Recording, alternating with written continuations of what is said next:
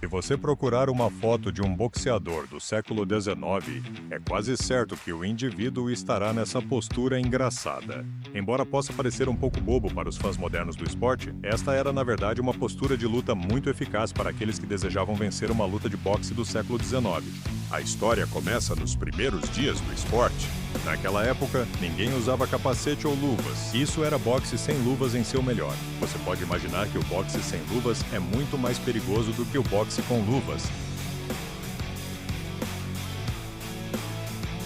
Força total, então o risco de lesão cerebral ou nocaute era dramaticamente menor. Se os boxeadores acertassem a cabeça do oponente tanto quanto fazem hoje, e com tanta força, quebrariam as mãos com muita frequência. Isso significava que a maioria dos boxeadores raramente tentava socos no rosto. A maioria das táticas de boxe estava concentrada no torso.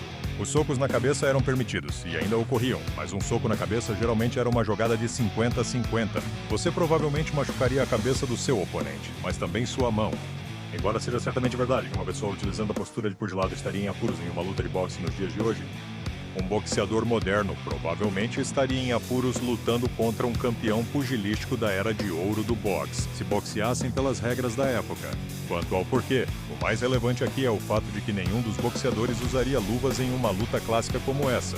Como resultado, a postura de boxe da época enfatizava manter distância entre você e seu oponente, geralmente com os dois braços estendidos. Depois, passou a manter apenas a mão esquerda estendida. Isso não só criava uma arma ofensiva potencial que seu oponente tinha que se preocupar se tentasse se aproximar, mas também era ótimo para provocar e defender contra estocadas e golpes de relance à distância. A mão direita dobrada e mantida próxima ajudava a defesa contra ganchos contrários e golpes no corpo, quando seu oponente conseguia passar pelo seu braço esquerdo. E, claro, o braço estava preparado para dar golpes mais poderosos. Manter ambos os braços dobrados permitiria simplesmente que seu oponente tivesse acesso fácil ao seu tronco principal.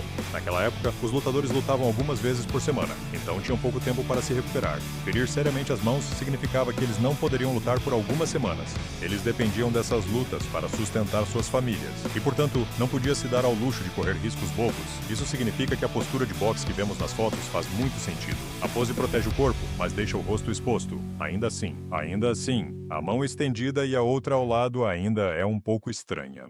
Naquela época, a luta agarrada era uma grande parte do boxe, e se você permitisse que seu oponente se aproximasse demais, eles poderiam agarrar seu torso com muita facilidade. Mantendo uma mão estendida, ela fica protegida de um agarrão.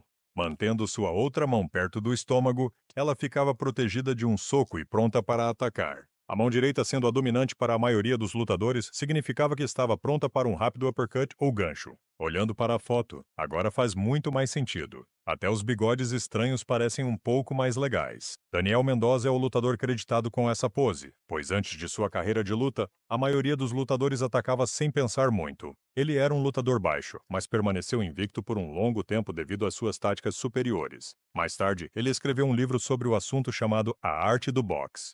As suas táticas e abordagem ao jogo tornaram-se o manual para os lutadores do século XIX, e estão refletidas em todas as fotos que vemos hoje.